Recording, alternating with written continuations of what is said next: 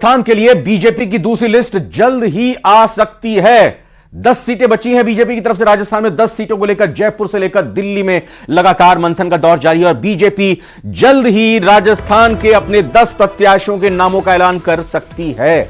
आपको बता दें कि कल बीजेपी की दूसरी लिस्ट आई थी और इसमें इंतजार तो यही था कि बीजेपी की राजस्थान की बची हुई 10 सीटों पर प्रत्याशियों के नाम का ऐलान किया जा सकता है, लेकिन ऐसा हुआ नहीं। और इसके बाद अभी फिलहाल जो जानकारी मिल रही है उसमें पता चला है कि बीजेपी के जो बचे हुई 10 सीटें हैं जिन पर प्रत्याशी की घोषणा करना अभी बाकी है, उनका ऐलान बहुत जल्द हो सकता है। बड़ी खबर दिल्ली से आपको बता रहे हैं, मंथन तो हुआ है लगातार और मंथन के साथ ही कुछ ये कहें कि और भी ज्यादा बारीकी से उम्मीदवारों को चयन को लेकर पार्टी मशक्कत कर रही है। और इसी कड़ी में कहा जा रहा है कि बीजेपी की लिस्ट में जिनमें 10 सीटों पर राजस्थान के प्रत्याशियों के उम्मीदवारों के नाम होंगे वो जल्द ही लिस्ट आ सकती है। दिल्ली में मंथन का दौर अभी चल रहा है और बीजेपी जल्द ही अपने बाकी उम्मीदवारों के नाम की घोषणा कर सकती है। चूंकि 15 नामों की घोषणा तो बीजेपी की तरफ से पहले ही कर दी गई और अब 15 नामों के बाद सभी को इंतजार बाकी बची हुई 10 सीटों पर है। कांग्रेस की बात करें तो कांग्रेस की तरफ से 10 सीटों के अपने प्रत्याशियों के नाम का ऐलान हो चुका है। आमने सामने बीजेपी और कांग्रेस की 8 उम्मीदवार प्रत्याशी तय हो चुके हैं 8 लोकसभा सीटों पर।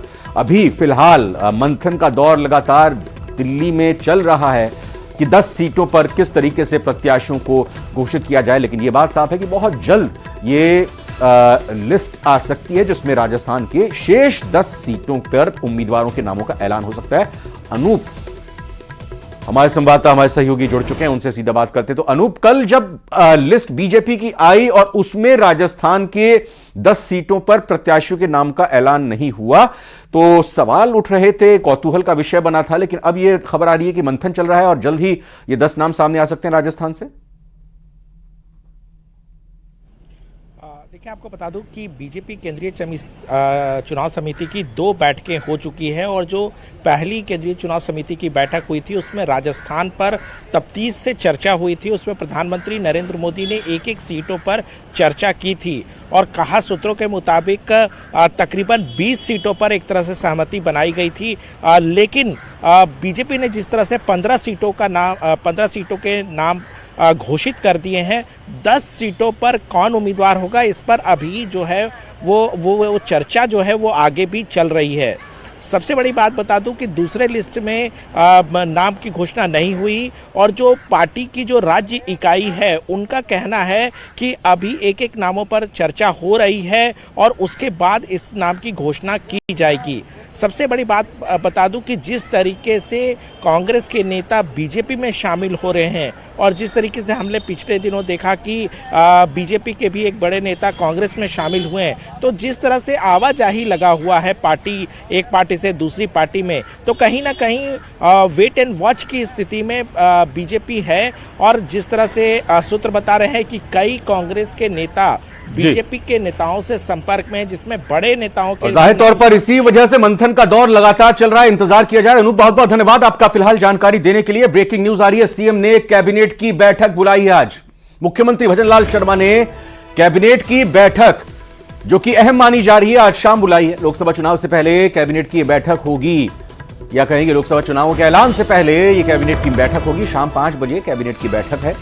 भजनलाल सरकार की दूसरी कैबिनेट मीटिंग होगी। इस कैबिनेट की बैठक पर सबकी नजर।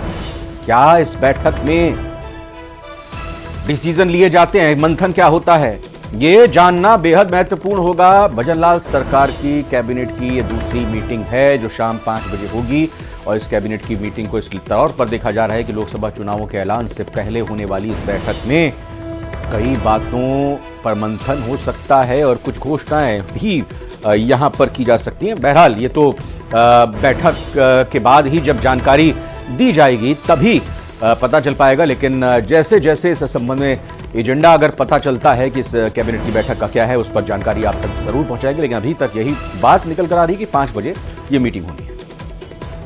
वन नेशन वन इलेक्शन को लेकर गठित